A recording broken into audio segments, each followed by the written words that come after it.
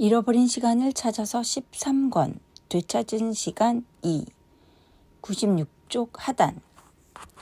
비록 이런 사실에 조금은 반항하는 마음도 들었지만 작가는 삶을 가지고 장난치지 않으며 또 자기 책을 쓰기 위해 타인을 이용하지도 않지만 실제로는 그와 반대되는 일이 일어나기도 한다는 점을 유념해야 했다.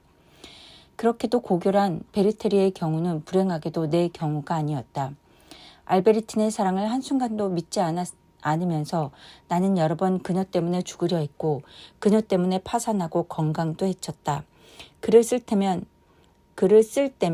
주도 면밀하고 가까이에서 들여다보고 진실이 아닌 것은 모두 내던진다. 그러나 단순히 삶이 문제가 되는 경우에는 재산을 잃고 병들고 거짓말 때문에 자살한다. 우리가 약간의 진실을 끌어낼 수 있는 것은 그래도 이런 거짓말의 불순물을 통해서다. 슬픔은 모호하고 가증스러운 우리가 맞서 싸우면서 점점 그 지배 아래 놓이게 되는 잔인하고도 대체 불가능한 또 숨겨진 길로 우리를 진리와 죽음에 이르게 하는 하인들이다. 죽음보다 먼저 진리를 만난 자들과 죽음과 진리 양쪽에 그토록 가까이 있으면서도 진리의 시간이 죽음의 시간보다 먼저 울린 자들은 행복하도다. 무슨 소리일까요? 슬픔은 우리를 진리와 죽음에 이르게 하는 하인이다. 죽음보다 먼저 진리를 만나면 행복하다. 이런 뜻인데 내 지나간 삶에서 아주 사소한 일화가 또한 오늘 내가 관념론의 가르침을 이용하는 데 기여했음을 깨달았다. 이를테면 샤를르스 씨와의 만남은 그의 친독 성향이 관념론에 대한 가르침을 주기 전부터 게르망트 부인과 알베르틴에 대한 내 사랑이나 생루이 라셀에 대한 사랑보다 훨씬 전에 작품의 소재는 별로 중요하지 않으며 우리 사유에 의해 모든 걸 작품에 담을 수 있음을 설득하게 해주었다. 그토록 잘못 이해되고 불필요하게 비난받아온 성도착 현상은 이미 그토록 교훈적인 사랑의 현상보다 훨씬 더 그 진리를 확장한다.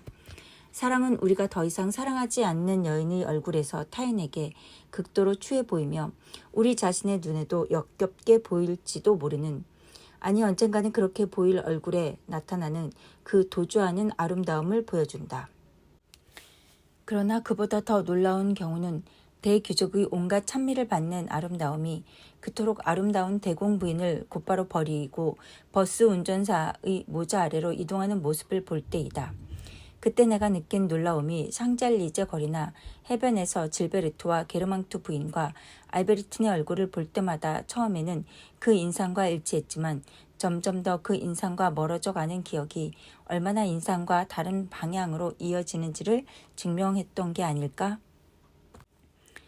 작가는 성도착자가 여주인공에게 남성의 얼굴을 부여한다 해서 불쾌하게 생각해서는 안 된다. 조금은 비정상적인 특징이 성도착자에게 자신이 읽은 것에 온갖 보편성을 부여하게 한다.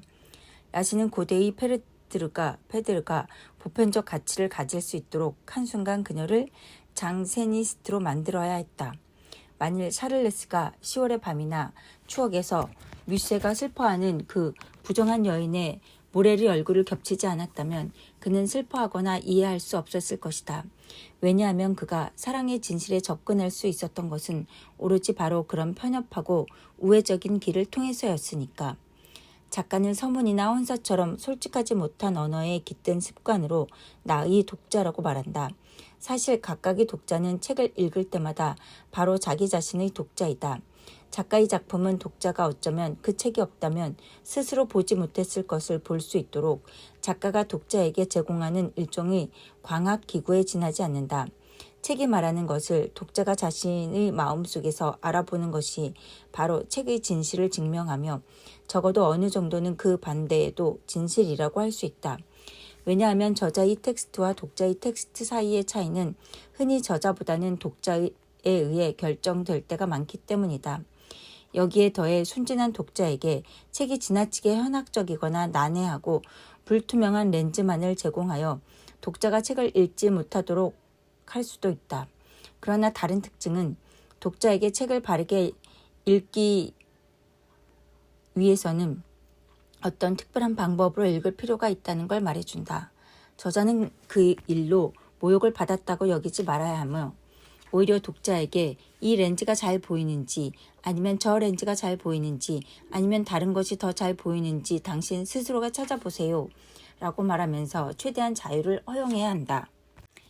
잠자는 동안 꾸는 꿈에 대해 내가 언제나 커다란 관심을 가져왔다면 이는 그 강렬함이 짧은 지속을 상쇄하고 이를테면 자신의 주관적 성질 같은 것을 아주 단순한 사실로 그러나 놀라우리만큼 빠른 속도로 더 잘 이해하도록 도와주었기 때문이 아닐까? 꿈은 속칭 누군가의 입장이 되어보는 것이라고 일컫는 것을 실현하며 그리하여 우리는 몇 분 동안 꿈속에서 못생긴 여자를 열성적으로 사랑하기도 하는데 현실 생활에서라면 수년의 습관과 동거 생활을 꿈이 기적을 행하는 의사에 의해 발명된 사랑의 정맥 주사이자 또한 고통의 주사일 수도 있다는 듯 수년의 습관과 동거 생활을 필요로 했을 것이다. 그런데 꿈이 우리에게 주입한 사랑의 암시는 그것이 나타날 때와 같은 속도로 사라지며 그리하여 이따금 밤에 나타난 연인은 꿈속에서의 모습을 멈추고 우리가 잘 아는 추한 여인으로 다시 돌아가며 뿐만 아니라 보다 소중한 무언가 역시 사라진다. 다정한 감정과 관능적인 쾌락과 아련히 희미해져 가는 온갖 그리움의 매혹적인 정경이 정열적인 키티라섬으로의 출항이 사라진다. 전날에 깨어있는 상태에서 적어보고 싶었던 그 감미로운 진실의 뉘앙스가 더 이상 복원될 수 없는 지나치게 희미한 그림처럼 지워진다. 더 나아가 꿈은 어쩌면 또한 시간과의 놀라운 유의로 나를 매혹했는지도 모른다.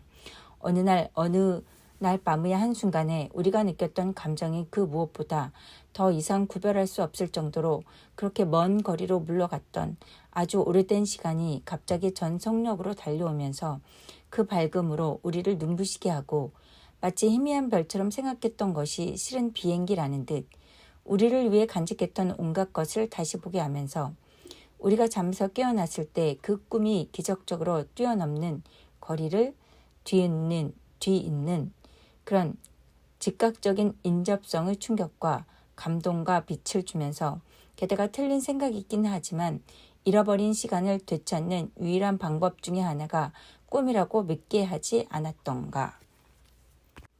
뭐지? 잃어버린 시간을 되찾는 방법이 꿈이라고? 모든 것이 우리 정신 속에 있는데도 나는 조잡하고 그릇된 인식만이 모든 것을 대상 속에 위치시킨다는 걸 깨달았다. 나는 할머니가 돌아가신 지 몇 달이 지난 후에야 실제로 할머니를 잃었으며 사람들의 모습이 나나 다른 사람들이 가진 생각에 따라 변하는 것을 보았으며 단 한 명의 존재도 그 존재를 보는 사람에 따라 여러 존재로 변하며 같은 인물도 세월이 지나면서 변하는 걸 보았다. 나는 사랑이 사랑하는 사람에게만 있는 것을 어느 개인에게 위치시키는 걸 보았다. 객관적인 현실과 사랑의 거리가 최대한으로 확대되는 걸 보았을 때 나는 그 점을 분명히 깨달았다. 이를테면 라셀이 생노와 내게 비친 모습이나 또는 알베르틴이 나와 생노에게 모렐 또는 버스 운전사가 샤를레스나 다른 사람에게 비친 모습 그럼에도 불구하고 샤를레스의 다정함이나 뮤쉐의 시구 등등이 끝으로 샤를레스의 친독 성향만 해도 어느 정도는 알베르틴의 사진을 바라보던 생노의 시선처럼 잠시 나의 독일 혐오가 아니라면 적어도 그 독일 혐오의 순수한 객관성에 대한 나의 믿음에서 벗어나게 하여 사랑의 객관성과 마찬가지로 증오의 객관성도 존재하며 어쨌든 현재 프랑스가 독일에 대해 반인류적이라고 평가하면서 내린 끔찍한 판단에는 라셀을 생노에게 알베르틴을 내게 그토록 소중한 존재로 보이게 했던 감정처럼 우리가 느끼는 감정을 특히 객관적으로 믿는 태도가 존재한다고 생각하는데 도움이 되었다. 이런 사악한 행위가 송두리째 독일에만 내재하지 않는다는 생각을 가능하게 만든 것은 내가 개인적으로 했던 연속적인 사랑에서 결국은 사랑의 대상이 별 가치 없는 존재로 보였듯이 내 나라에서 연이어 나타난 증오심이 레나크와 같은 드레푸스파를 배신자로 그들이 프랑스를 넘겨준 독일인보다 1000배나 더 고약한 그런 배신자로 만들더니 오늘날에는 애국자들이 이런 레나크와 결탁하여 그 각각의 구성원이 거짓말장애이자 맹수이며 바보인 국가에 대항하여 루마니아 왕과 벨기에 왕 또는 러시아의 왕후처럼 프랑스의 동기를 지지했던 독일인들을 제외하고 싸우는 것을 이미 보았기 때문이다. 사실 드레푸스 반대파라면 그건 같은 것이 아니다 라고 대답했을 것이다. 실제로 그건 같은 것이 아니며 같은 사람도 아니다.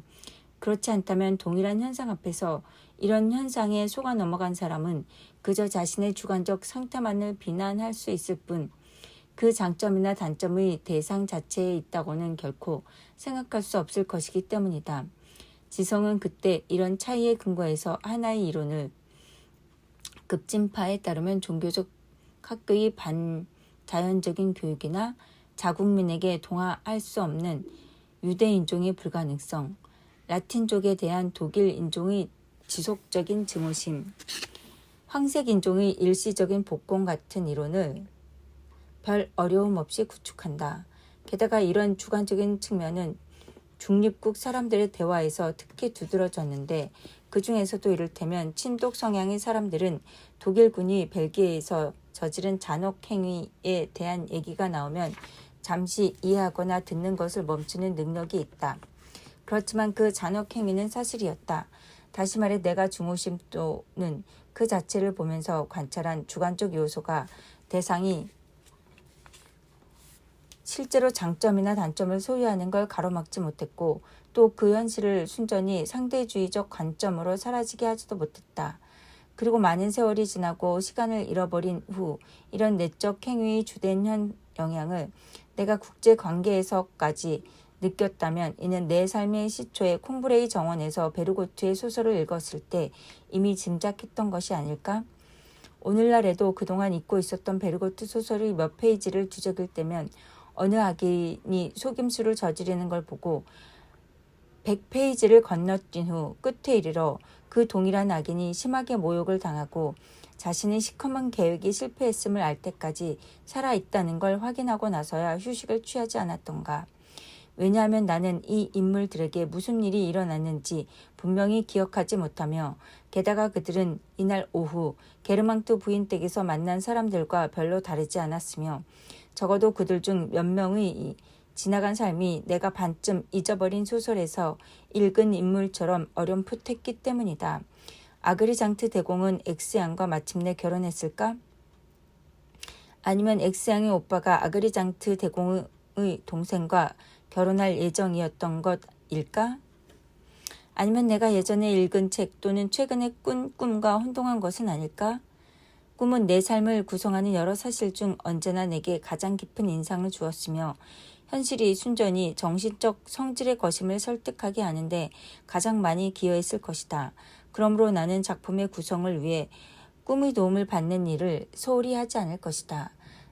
내가 사랑 때문에 조금은 타산적인 방식으로 살았을 때 꿈은 그 잃어버린 시간의 먼 거리를 관통하게 하면서 기이하게도 할머니나 알베르틴에게 가까이 다가가게 만들었는데 알베르틴이 꿈에서 세탁소 소녀의 이야기에 대해 조금은 완화된 의미의 설명을 제공했으므로 나는 다시 그녀를 사랑하기 시작했다.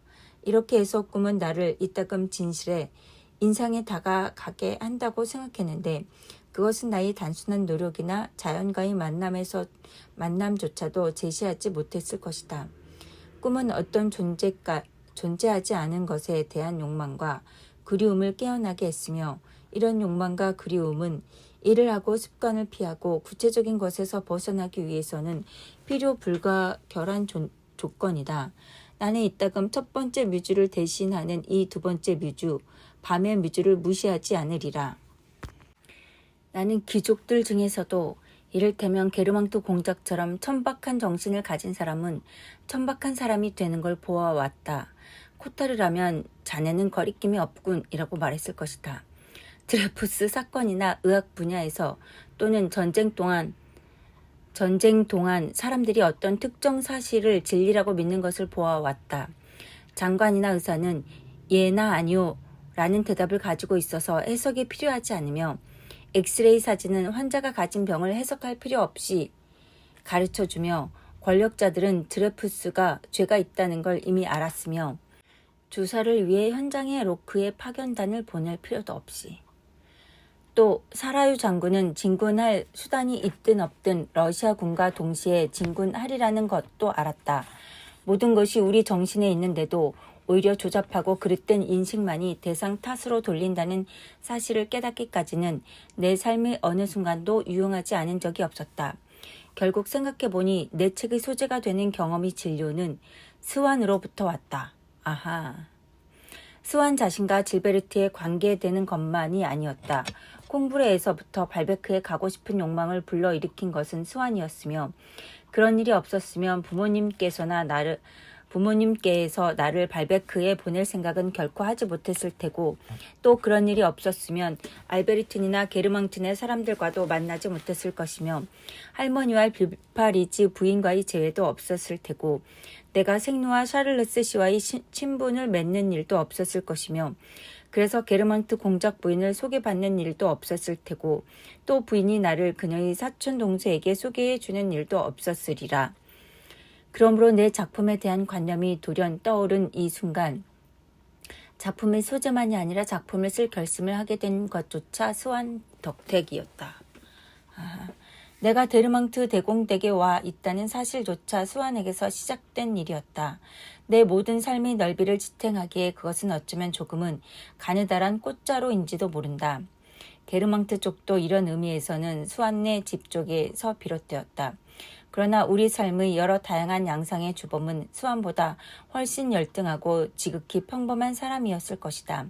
학교 친구가 어느 호감 가는 소녀를 소유할 수 있을 거라면서 가리키기만 했어도 나는 충분히 발베크에 가지 않았을까?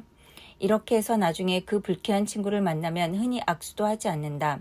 그러나 조금만 깊이 생각해보면 우리의 모든 삶과 작품이 그가 우리에게 빈말로 발베크에 가보셔야 합니다 라고 했던 것에서 나왔음을 알 수 있다. 그에 대해 어떤 고마움도 표한 적은 없지만 그것이 우리가 은혜를 모른다는 증거는 아닐 것이다. 왜냐하면 그는 그 말을 하면서 그것이 우리에게 끼칠지도 모르는 그런 엄청난 결과는 결코 생각하지 못했을 테니까. 그 상황들을 이용한 것은 우리의 지성과 감수성이며 그래서 비록 알베르틴과의 동거 생활이나 게르망트 저택에서의 가면 무도회 같은 것은 예측하지 못했다 해도 그가 처음 충동적으로 했던 말 때문에 그 상황들이 차례로 일어났던 것이다. 물론 그의 충동적인 말은 반드시 필요했고 이렇게 해서 우리 삶의 외면적인 형태와 작품의 소재까지도 그에게 종속되었다. 스완이 없었다면 부모님은 나를 발베크에 보낼 생각은 결코 하지 못했을 것이다. 게다가 그가 간접적으로 내게 초래한 고뇌에 책임이 없다. 그 고뇌는 나의 나약함에서 비롯된 것이었다. 스완의 나약함도 오데트 때문에 그를 몹시 고통스럽게 했다. 그러나 우리가 지내온 삶을 이렇게 한정하자. 그것은 이런 삶 대신 우리가 보냈을지도 모르는 다른 삶은 모두 제외시켰다.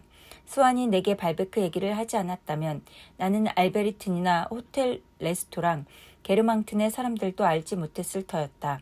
나는 다른 곳에 가서 다른 사람들을 만났을 것이며 책과 마찬가지로 내 기억은 내가 상상조차 할 수 없는 다른 그림들로 온통 채워지고 그리하여 낯선 새로움이 나를 매혹하여 차라리 그쪽으로 가지 못한 것을 알베르틴과 발베크가 리브벨의 바닷가와 게르망트 사람들이 언제까지나 미지의 존재로 남아있지 않음을 안타까워했으리라.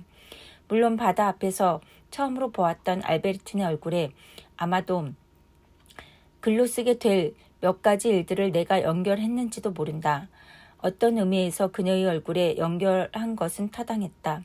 만일 그날 방파제에 가지 않았다면 또 그녀와 사귀지 않았다면 이 모든 생각은 발전하지 못했을 테니까. 적어도 다른 여인에 의해 그 생각이 발전하지 않았다면. 또 어떤 의미에서는 내가 틀렸는지도 모른다. 여인의 아름다운 얼굴에서 우리가 회고적으로 발견할 기쁨의 생성자는 우리의 감각에서 비롯하기에 실제로 내가 쓰게 될 글을 알베르틴, 특히 당시의 알베르틴이 이해하지 못하는 것은 너무도 자명했다. 그러나 바로 그렇기 때문에 이것이 바로 우리가 지나치게 지적인 분위기에서 살면 안 되는 증거이기도 하다. 바로 그렇기 때문에 또 그녀가 나하고 너무도 다르다는 사실 때문에 그녀는 슬픔에 의해 또 처음에는 단순히 자신과는 다른 것을 상상하려는 노력에 의해 나를 풍요롭게 했다. 만일 그녀가 이 글을 이해할 수 있다면 그런 사실만으로도 그녀는 이 글에 영감을 주지 못했으리라. 질투는 유능한 모집원이어서 우리의 그림에 균열이 생기면 필요한 아름다운 소녀를 찾아 우리를 거리로 나가게 한다. 그녀는 더 이상 아름답지 않고 그러나 우리가 질투를 하면 다시 아름다워질 테고 그 공허를 채워줄 것이다.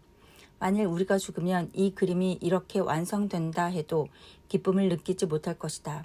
그러나 이런 사유가 그렇게 실망스러운 것은 아니다. 삶이란 사람들이 말하는 것보다 조금은 더 복합적이며 상황 또한 마찬가지이다. 그리고 이런 복합성을 보여주어야 하는 절박한 필요가 존재한다. 그토록 유익한 질투는 반드시 시선이나 이야기, 이것을 자신에게로 돌리는 반전에 의해서만 유발되는 것은 아니다. 파리에서는 파리의 명사들, 시골에서는 성관 영감이라 불리는 그런 영감의 페이지 사이에서 우리의 가슴을 찌를 준비가 되어 있는 질투를 발견할 수 있다. 우리는 방심한 채로 더 이상 우리의 관심을 끌지 않는 아름다운 소녀가 며칠 동안 덩케르크 근방의 파도칼레에 있는 동생을 보러 간다고 말하는 것을 들었다. 또한 예전에 방심한 채로 이 씨가 어쩌면 그 아름다운 소녀에게 수작을 걸었다고 생각했으며 지금은 그녀가 그를 자주 만났던 술집에 가지 않기 때문에 그를 더 이상 만나지 않는다고 생각했다. 그런데 그녀의 동생은 어떤 사람이었을까? 어쩌면 하녀가 아니었을까? 우리는 신중하면서 그 문제에 관해 물어보지 않았다. 그런데 우연히 성관 영감을 펼치다가 이 씨가 덩케르트 근방의 파드칼레에 성관을 소유하고 있음을 알게 된다. 더 이상 의심할 여지가 없다. 그는 아름다운 소녀를 기쁘게 하려고 그녀의 동생을 하녀로 고용했고 또 그녀를 술집에서 더 이상 만나지 않았다면 그건 자신이 1년 내내 사는 파리 집으로 그녀를 오게 했기 때문이다. 하지만 파드칼레에 체류하는 동안에도 그녀 없이는 단 하루도 살 수 없었다. 분노와 사랑에 취한 그의 붓은 그리고 또 그린다. 그렇지만 그게 사실이 아니라면 이 씨가 정말로 더 이상 그 아름다운 소녀를 만나지 않고 단지 돌봐주기를 좋아하는 성격 때문에 그녀의 동생을 1년 내내 파드칼레에 사는 자기 형제 중 하나에게 소개한 것이라면 그래서 그녀가 어쩌면 우연히 이 씨가 성관에 없을 때 동생을 보러 간 것일지도 모른다. 그들은 둘 다 서로에 대해 신경 쓰지 않는 사이니까. 또는 어쩌면 동생이 시골의 성 또는 다른 곳에서 하녀로 일하는 것이 아니고 파드칼레에 친척이 있을 수도 있다. 처음 순간 우리가 느꼈던 고통은 이런 마지막 가정에서 승복하고 이 가정이 우리의 질투를 완전히 누그러뜨린다. 그렇지만 무슨 상관이란 말인가? 성관 영감의 종이 속에 감추어진 질투가 적절한 순간에 나타나서 이제 그림의 빈틈이 채워졌으니까 질투로 유발된 아름다운 소녀의 현존 덕분에 모든 그림이 구성되고 하지만 이미 우리는 더 이상 질투하지 않고 사랑하지도 않는다. 그때 집사가 와서 첫 곡이 끝났으므로 서재를 떠나 살롱에 들어가도 된다고 말했다. 그 말이 내가 있는 곳을 다시 떠올리게 했다. 그러나 사교적인 모임과 나의 사교계로의 복귀가 고독 속에서 발견할 수 없었던 새로운 삶을 향한 출발점을 제공했다는 점에서 내가 지금 막 시작한 사연은 조금도 방해받지 않았다. 이런 사실은 조금도 놀라울 것이 없었다. 내 마음속에 있는 영원한 인간이 부활할 수 있다는 인상이 반드시 사교계보다 고독과 더 많이 연결된 것은 아니었으니까. 어쩌면 예전에 내가 그렇게 믿었던 것처럼 어쩌면 지금이야 끝난 듯 보이는 이런 긴 정지 기간 대신 내가 조화롭게 성장했다면 예전에 내가 그렇게 믿을 수 있었고 또 지금도 그렇게 믿었을 것처럼. 왜냐하면 그런 아름다움의 인상을 발견하는 것이 다만 아무리 하찮은 감각이라고 해도 현재의 감각과 비슷한 감각이 내 마음속에서 자발적으로 되살아나면서 덧붙여지고 평소에는 개별적인 감각들이 그토록 많은 빈자리를 남긴 내 영혼을 보편적인 본질로 가득 채우면서 현재의 감각을 동시에 여러 시기로 펼쳐지게 할 때라면 그와 같은 종류의 감각을 자연에서와 마찬가지로 사교계에서도 느끼지 않을 하등의 이유가 없었기 때문이다. 그 감각들은 다만 우연에 의해 아마 우리가 일상적인 생활 방식에서 벗어나는 날이면 지극히 사소한 것이 평소에는 습관 때문에 우리의 신경 조직에 생략하는 것을 다시 주기 시작하는 그런 특별한 흥분 상태의 도움을 받아 제공되었으니까. 우리를 예술 작품으로 인도하는 것이 유일하게 이런 종류의 감각이었으므로 나는 서재에서 전개했던 사유의 흐름을 쫓아가면서 그 객관적인 이유를 찾으려고 시도했다. 왜냐하면 정신적 삶의 시동장치가 지금은 서재에 혼자 있을 때처럼 살롱에서 손님들 한가운데서도 계속될 수 있을 만큼 꽤 강력하게 작동했기 때문이다. 이런 관점에서는 아무리 많은 사람들 사이에 있어도 나 자신을 위한 고독의 자리는 남겨둘 수 있었다. 이는 제 아무리 중요한 사건이라고 해도 외부에서부터 우리의 정신력에 영향을 미칠 수 없으며 또 아무리 기념할 만한 시대에 산다고 해도 무능한 작가는 여전히 무능한 작가로 남는다는 동일한 이유에서이다. 사교계에서 진짜 위험한 것은 그런 사람들을 대하는 사교적인 태도이다. 영웅적인 전쟁이 저급한 시인을 숭고한 시인으로 만들 수 없듯이 사교계 자체가 당신을 저급한 인간으로 만들 수는 없다. 어쨌든 예술 작품이 이런 방식으로 구축되는 것이 이론적으로 유익한지 아닌지는 앞으로 검토해 보기로 하고 그때까지 나와 관계하여 진정한 미학적 인상은 언제나 이런 종류의 감각 후에 나타났음을 나는 부인할 수 없다. 사실 그 감각은 내 삶에서 꽤 드물게 나타났지만 그럼에도 내 삶을 지배했고 내가 실수로 시야에서 놓친 몇몇 감각의 절정을 다시 과거에서 찾을 수 있었다. 그것이 지닌 절대적인 중요성 덕분에 나는 이미 그 감각이 내게 고유한 개인적 특징이라고 말할 수 있으며 그 특징은 분명하지는 않지만 식별할 수 있었고 또 사실 몇몇 작가에게 속하는 것과 꽤 유사하다는 걸 발견하고는 마음이 놓였다. 무덤 너머의 회고록에서 가장 아름다운 부분은 마들렌 부분에 나오는 것과 같은 유형의 감각에 달려있는 게 아닐까? 어제 저녁 혼자 산책했다. 자작나무 맨 꼭대기에 앉아있는 개똥집박이의 지저김이 나를 명상에서 깨어나게 했다. 그 순간 마법 같은 음향이 내 눈앞에 아버지의 영지를 다시 나타나게 했다. 그러자 최근에 내가 목격했던 재앙도 잊어버리고 느닷없이 과거로 운반되면서 개똥집박이의 휘파람 소리를 그토록 자주 들었던 전원을 다시 보았다. 이 회고록의 가장 아름다운 두세 문장 중 하나는 바로 다음과 같은 것이 아니었을까? 헬리오트로프의 미묘하고도 그윽한 향기가 작고 네모난 꽃이 핀 잠두콩밭으로부터 뿜어져 나왔다. 그 향기는 고국의 미풍이 아니라 유배당한 식물과 아무 관계없는 회상이나 쾌락과도 교감이 없는 뉴펀들랜드의 원시적인 바람에 의해 실려왔다. 아름다운 여인이 호흡하지 않고 그녀의 가슴에서 정화되지 않으며 그녀의 발자취를 따라 흩어지지도 않는 향기, 여명과 문화와 세계로 변모한 그 향기에는 그리움과 부재와 젊음의 온갖 우수가 배어 있었다. 프랑스 문학의 걸작 가운데 하나인 제라드 드 네르발의 실비에는 무덤 너머의 회고록 중 콩부르와 관계된 부분의 책처럼 마들렌 맛이나 개똥집박이의 주저김 같은 유형의 감각이 들어있다. 끝으로 보들레르에게서 이런 종류의 회상은 물론 이보다 더 우발적이어서 내 견해로는 보다 결정적이라고 할 수 있는 회상들이 많이 있었다.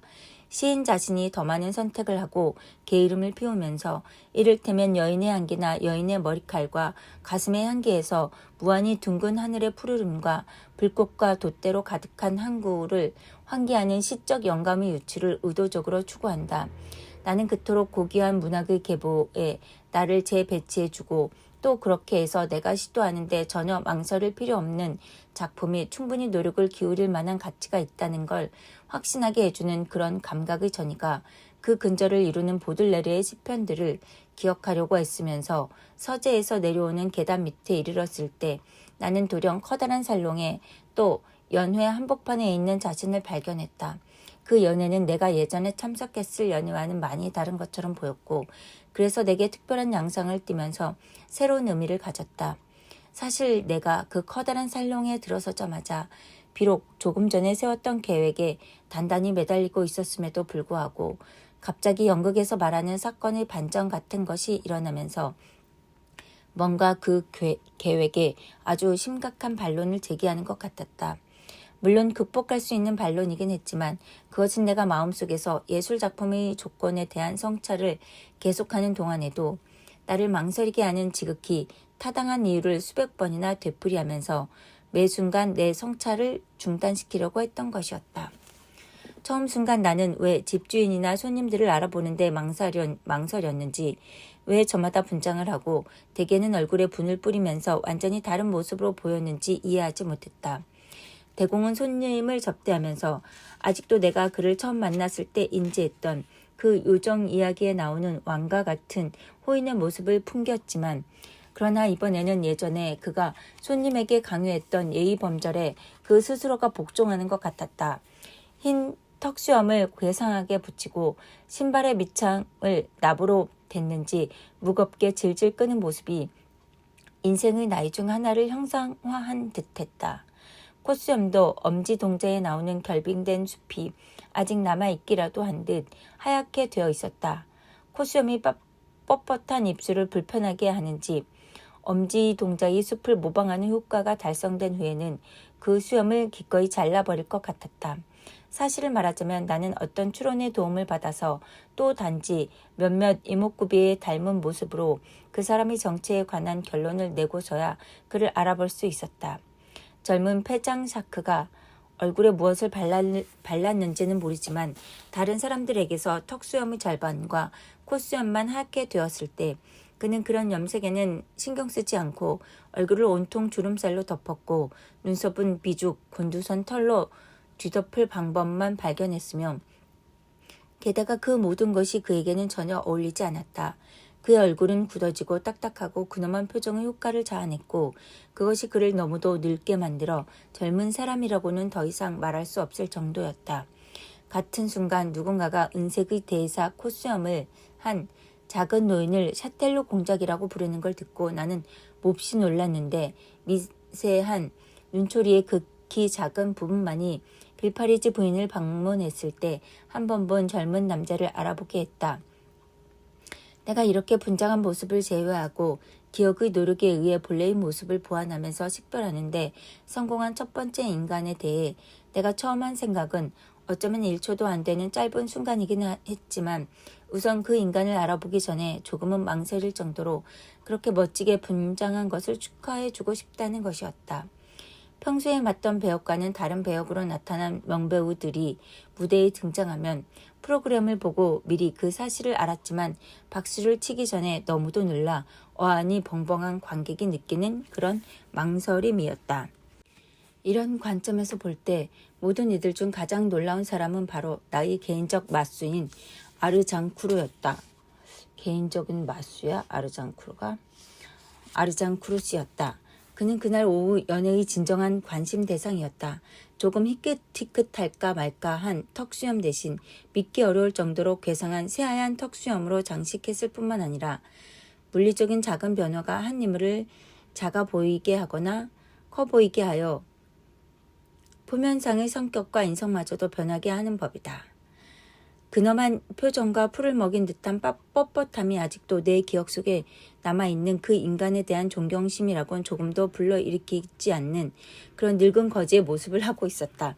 그것이 노망난 늙은이 역할을 하는 인물에게 사지가 떨리고 평소에 도도했던 이목구비를 축 늘어지게 하여 멍청하게 황홀경에 사로잡힌 미소를 계속하며 짓는 생생한 모습을 부여했다. 변장술도 그 단계에 이르면 변장 이상일 것, 인성의 완전한 변신이 된다.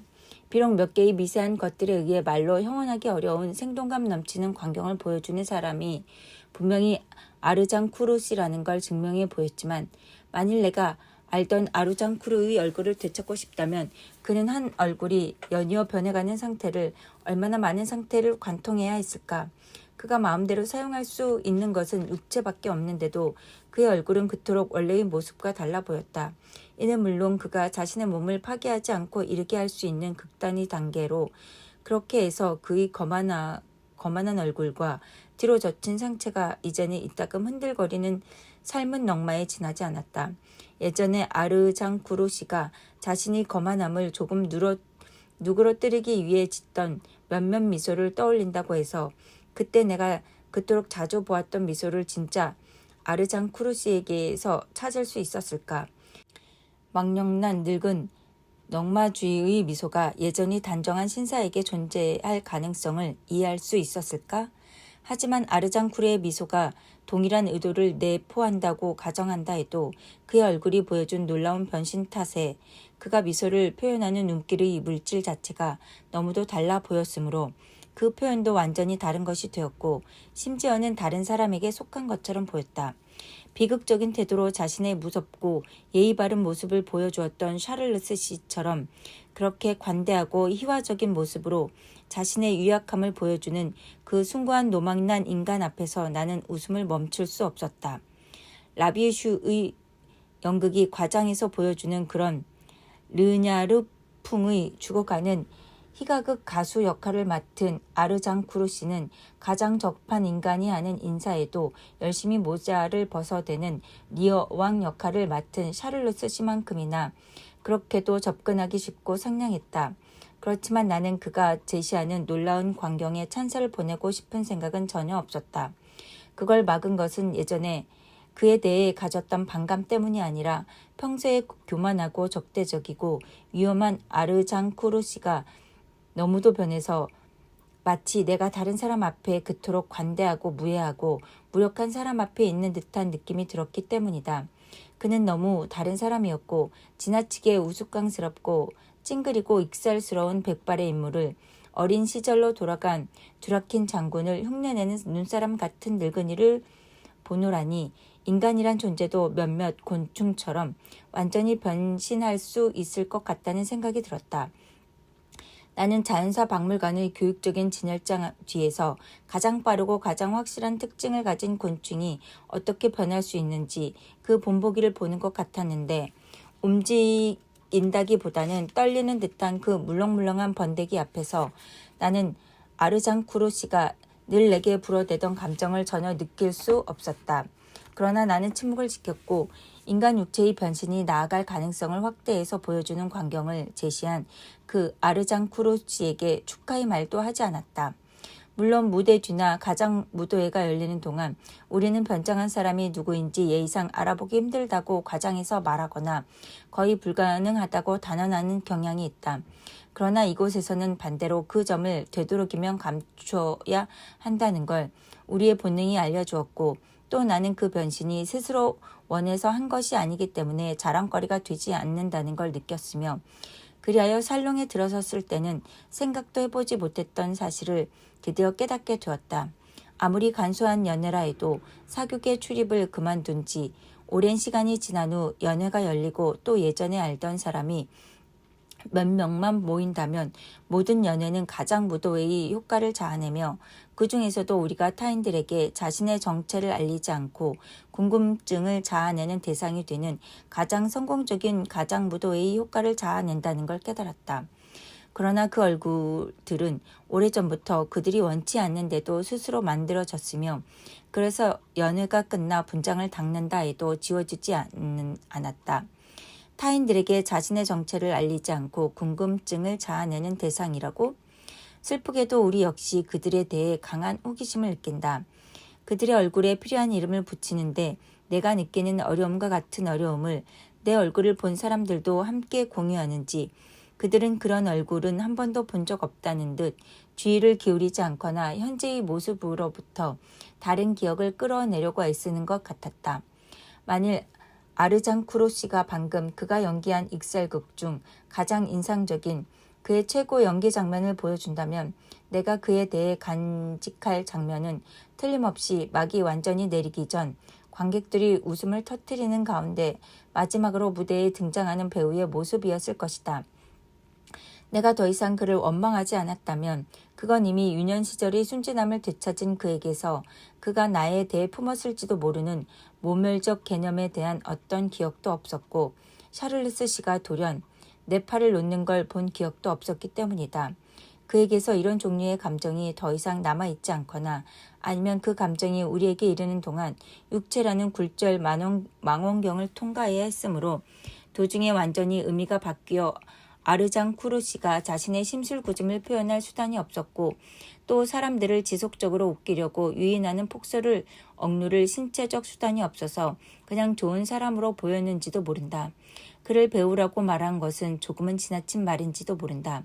온갖 종류의 의식적인 영혼으로부터 자유로운 그가 하얀 털로 만든 인조 수염을 붙인 흔들 인형처럼 몸을 흔들면서 마치 과학적이고 철학적인 내용을 담은 인형극에서처럼 샬롱을 여기저기 다니는 것이 보였는데 거기서 그는 추도연설이나 소르본 대학교의 강의를 할 때처럼 모든 것에 대한 허물을 환기하는 동시에 자연사의 예시를 보여주는 역할을 하고 있었다. 이런 인형들을 우리가 알았던 사람들에 동일시하려면 여러 면에서 동시에 읽어야 했다.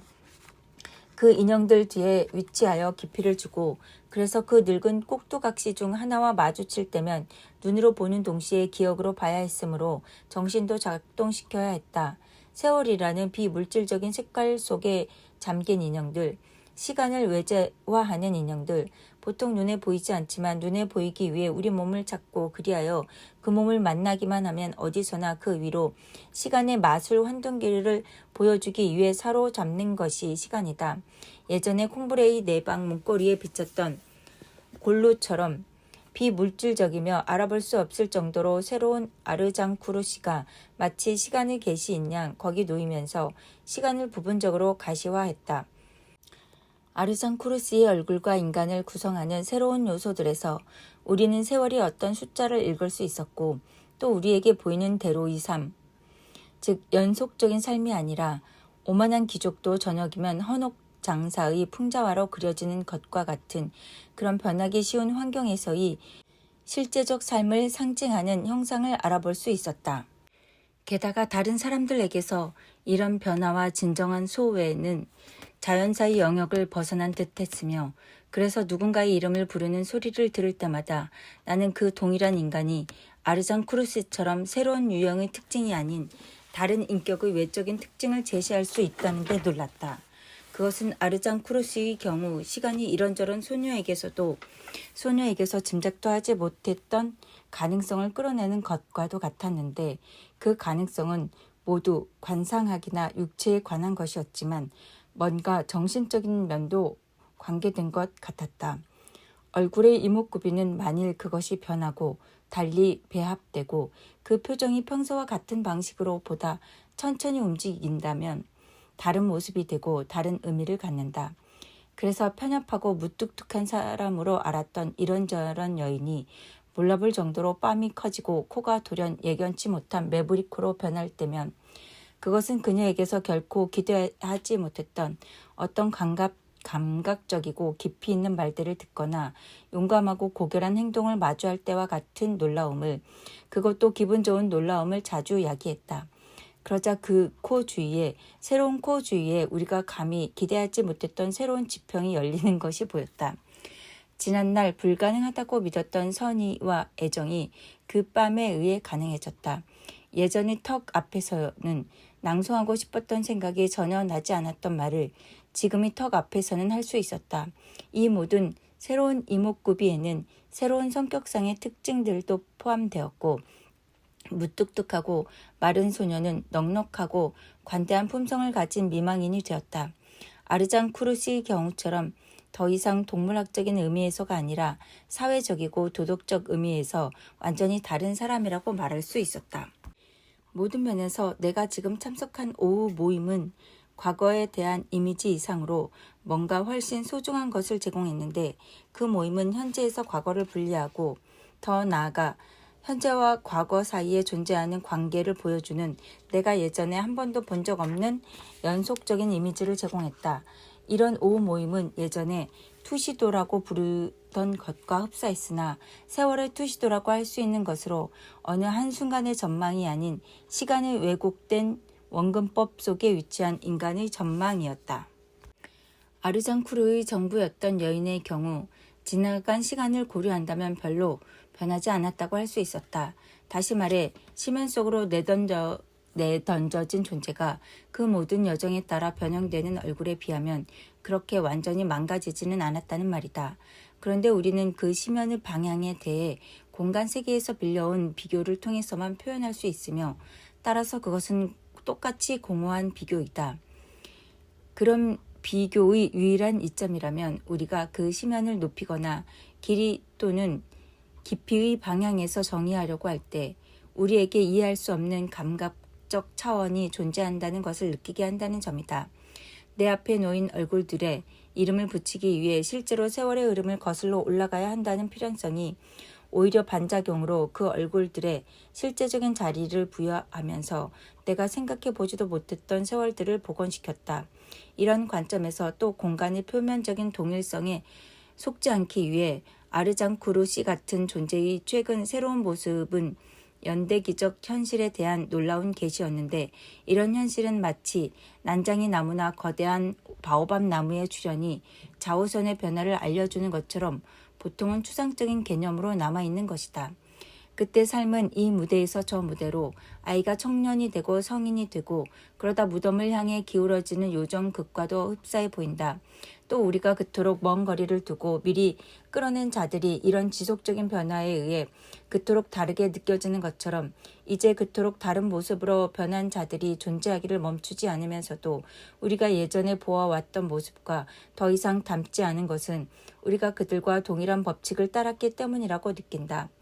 예전에 내가 알고 지냈던 한 젊은 여인이 지금은 머리가 하얗고 허리도 굽은 흉측한 늙은 여자로 변해 있었는데 연극의 마지막 여흥 무대에서는 자신의 모습을 알아볼 수 없을 정도로 변장하는 것이 필수임을 가르쳐주는 듯했다. 그러나 여인의 오빠는 자세도 바르고 얼굴도 예전 그대로여서 그의 젊은 얼굴에 근사하게 올라간 콧수염만이 흰색으로 칠해진 것을 봤을 때 나는 몹시 놀랐다. 지금까지는 완전히 검은색이었던 턱수염이 부분적으로 흰색으로 변한 것이 마치 나무에 난 첫 번째 노란 잎이 긴 여름이 되리라고 기대했던 사람들에게 여름을 만끽하기도 전에 벌써 가을임을 알리는 것처럼 뭔가 이 연회의 인간적인 풍경에 우울함을 띠게 했다. 그러자 어린 시절부터 나 자신과 타인으로부터 결정적인 인상을 받으면서도 하루하루 살아온 나는 이 모든 사람들 안에서 일어난 변신에 의해 처음으로 그들의 삶에서 흘러간 모든 시간을 인식하게 되었고 또 그 시간이 내게서 똑같이 흘러갔음을 드러내면서 나를 무척 혼란스럽게 했다. 그들의 늙음은 그 자체로는 나와 무관한 일이었지만 내게도 가까웠음을 말하면서 마음을 아프게 했다. 게다가 내 늙음은 몇 분의 간격을 두고 마치 최후의 심판 때 울리는 나팔 소리처럼 내 귀를 때리러 오는 말들로 연이어 선포되었다. 첫 번째 말은 게르망트 공작 부인이 발언했다. 부인은 호기심 많은 사람들이 양쪽으로 늘어선 사이를 지나가고 있었는데 그들은 자신들에게 영향을 미치는 그 멋진 화장이며 미학적인 기교를 이해하지 못한 채 그저 붉은 머리털과 검정 레이스의 덧소매 사이로 살짝 드러난 연어빛 살갗과 보석으로 숨막혀 아는 몸에 감동해서는 마치 게르망트 가문의 수호신이 어느 오래된 신성한 물고기로 육화되어 보석으로 가득 채워졌다는 듯 유전적으로 굴곡진 선을 그리는 부인의 몸을 바라볼 뿐이었다. 아, 하고 부인이 말했다. 당신을 보게 되어 정말 기뻐요. 나이 가장 오래된 친구.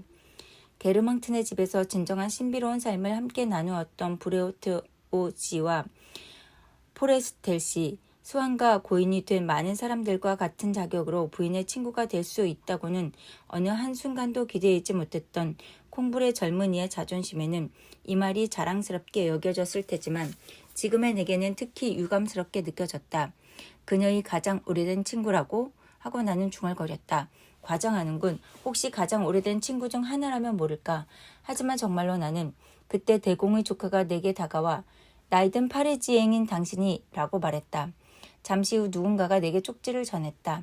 이 집에 도착하면서 나는 젊은 레투르비를 만났는데 그와 공작 부인과의 친척 관계는 더 이상 기억나지 않았지만 그는 나를 조금 알고 있었다. 그는 생스르 육군 사관학교를 막 졸업했고 그래서 나는 그가 생루처럼 좋은 친구가 될 수 있으며 군대 일과 군대가 겪어야 했던 여러 변화에 대해 가르쳐 줄 수 있을 거라고 생각했다. 잠시 후 다시 만나 저녁 식사 약속을 잡자고 말했고 그는 그 말에 매우 고맙다고 했다. 그런데 내가 서재에서 몽상하며 너무 오래 있었던 탓에 그는 더 이상 나를 기다릴 수 없어 그의 주소를 적은 작은 쪽지를 내게 보낸다고 했다. 내가 꿈꾸던 친구의 편지는 이렇게 끝을 맺고 있었다. 당신의 어린 남자친구가 가진 모든 존경을 담아 레투르빌. 어린 남자친구라니. 나도 이렇게 나보다 30살이나 젊은 사람들에게 이를테면 르그랑댕에게 편지를 쓴 적이 있었다. 뭐라고 생류 같은 친구가 될 수 있을 거라고 상상했던 이 육군 소위가 내 어린 남자친구를 자칭하다니. 그렇다면 그때 이후 변한 것은 군대 방식이 아니며 따라서 레투르빌에게 나는 친구가 아닌 늙은 신사였던 것이다. 그리고 그와 동행하면서 나 자신에게 보인 대로 좋은 친구라고 상상했던 레투르빌로부터 나는 눈에 보이지 않는 컴퍼스에 갈라진 한쪽에서 의해 분리되고 그것이 나를 그토록 젊은 소유로부터 멀어지게 하면서 나의 어린 남자친구라고 말한 자에게 늙은 신사로 보이게 했던 것은 아닐까? 이 일이 있고 난 후 거의 곧바로 누군가가 블로크 얘기를 했고 나는 그가 젊은 블로크인지 아니면 그의 부친인지 물었다. 나는 그의 부친의 죽음을 알지 못했는데 누군가가 전쟁 중에 프랑스가 침략당한 걸 보고 그 충격으로 돌아가셨다고 했다. 나는 그에게 자식이 있는 줄 몰랐네. 결혼한 것조차 몰랐으니까 하고 대공이 말했다. 물론 우리가 말하는 건 부친이라네. 젊은 사람의 모습은 전혀 없었으니까 하고 대공은 웃으면서 말했다. 이미 성년이 된 아들이 있을 수도 있겠지만 말일세. 그것이 내 친구 이야기임을 나는 금방 알아차렸다. 게다가 잠시 후 블로크가 들어왔다.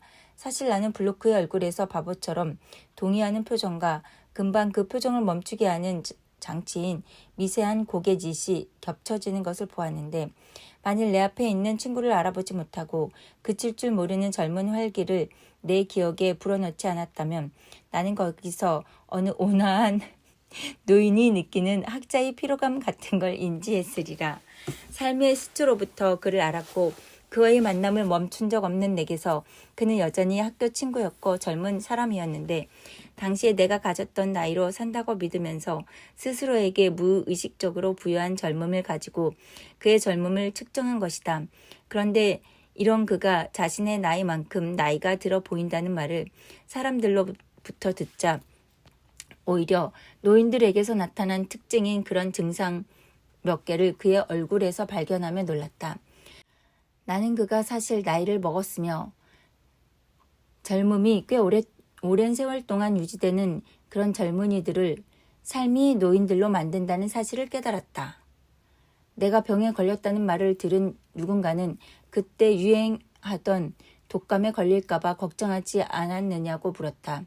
그러자 어느 관대한 사람이 아니죠. 그건 오히려 젊은 사람들이 걸리기 쉬운 병이에요. 당신 나이의 사람들은 별로 위험할 게 없어요. 라고 말했다. 그리고 그 집에서 일하는 사람들도 금방 나를 알아보고 내 이름을 속삭였는데 그들이 그들의 언어로 속삭이면서 저기 부친이 있군. 이런 표현 다음에는 내 이름이 따랐다고 했다. 저기 부친이 있군 이라고 말하는 소리까지 들었다고 어느 여인이 내게 전했다. 내게는 아이가 없었으므로 그녀는 이 표현을 나이와 연관 지을 수밖에 없었다고 했다. 뭐라고요? 내가 원수와 아는 사이였냐고요? 하고 공작 부인이 내게 말했다. 나는 그보다 더 대표적인 사람들 갈리에라 공작 부인과 폴린 드 페리고르, 리팡루 예하 같은 분들과 잘 아는 사이였어요. 그녀의 말을 들으면서 나는 순진하게도 부인이 구체제의 잔재라고 부르는 사람들과 교류하지 않은 걸 유감스럽게 생각했다. 하지만 다만 꼬리밖에 알 수 없는 것을 우리가 구체제라고 부른다는 점을 생각했어야 했다. 이렇게 해서 멀리 지평선에 보이는 것은 신비스러운 위대함의 양상을 띠며 그리하여 다시는 보지 못할 세계로 닫히는 것처럼 보인다. 그렇지만 우리는 앞으로 나아가고 바로 다음에 올 세대에는 우리 자신이 지평선에 있는 것처럼 보인다. 그동안 지평선은 물러가고 끝이 난 것 같은 세계가 다시 시작된다. 내가 소녀였을 때 하고 게르망트 부인이 덧붙였다. 디노 공작 부인조차 만날 수 있었어요. 그럼요. 난 더 이상 25살이 아니니까요. 하고 그녀가 말했다. 그녀의 이 마지막 말에 나는 화가 났다. 그런 말은 하지 말았어야 했어. 늙은 여자에게나 어울리는 말이야. 그러다 이내 그녀가 정말 늙은 여자라고 생각했다. 그런데 당신은 하고 그녀가 말을 이었다. 여전히 똑같아요. 그래요. 놀라워요. 당신은 여전히 젊어요. 하고 부인은 내게 말했는데 겉모습은 아닐망정 실제로 우리가 늙었다는 걸 의미한다는 점에서 우울한 표현이었다. 그리고 부인은 다음 말을 덧붙이는데 마지막 일격을 가했다. 난 당신이 결혼하지 않은 게 항상 안타까워요. 사실 누가 아나요? 그 편이 더 행복한지도. 만일 당신이 결혼했다면 전쟁에 보낼 아들이 있을 나이이고 그래서 만일 저 가엾은 로베르처럼 죽기라도 한다면 당신처럼 예민한 사람은 살아남을 수 없었을 테니까요. 그리하여 내가 만난 첫 번째 진실의 거울에서처럼 그들 의견에 아직 젊다고 여기는 나 자신도 아직 그렇다고 여기는 노인의 눈을 통해 나 자신을 볼 수 있었다. 또 나를 노인의 한 예로 인용하면서도 그들로부터 내 말이 틀렸다고 반박하는 말을 듣고 싶었을 때 그들이 그들 스스로를 보는 눈길이 아니라 내가 그들을 보는 눈길에 따라 나를 바라보는 그들의 눈길에는 그 말이 틀렸다고 반박하는 말은 한마디도 없었다. 왜냐하면 우리는 자신의 모습이나 자신의 나이는 보지 못하지만 각자는 마치 반대쪽에 있는 거울을 보듯 타인의 모습은 보기 때문이다. 그리고 아마도 대부분의 사람들은 그들이 늙었다는 걸 깨닫는다 해도 나만큼 그렇게 슬퍼하지는 않았으리라. 그런데 우선 늙음에는 뭔가 죽음과 공통된 것이 있다. 어떤 이들은 늙음이나 죽음에 무관심하지만 이는 그들이 다른 사람들보다 용기가 많아서가 아니라 상상력이 부족하기 때문이다. 다음으로 어린 시절부터 마음속에 단 하나의 생각을 품어온 인간이 게으름이나 건강 상태 때문에 그 생각의 실현을 끊임없이 뒤로 미루고 날마다 흘러간 날들을 취소하여 그 결과 육체의 늙음을 재촉하는 병이 정신의 늙음을 지연시키는 경우 그가 만일 계속해서 시간 속에 살아왔다는 것을 깨닫기라도 하면 내면의 삶은 거의 살지 못하고 그저 달력을 쫓아가면서 일상적으로 덧셈을 한 세월 전체를 단번에 깨닫지 못하는 사람보다 훨씬 더 놀라고 혼란에 빠지는 법이다. 그러나 그보다 더 심각한 이유가 내 고뇌를 설명해 주었다. 그것은 내가 예술 작품을 통해 초시간적 실제를 규명하고 지적 분석을 시도하려는 바로 그 순간에 시간의 파괴적인 활동을 발견했다는 사실이다. 여기서 4부 끝.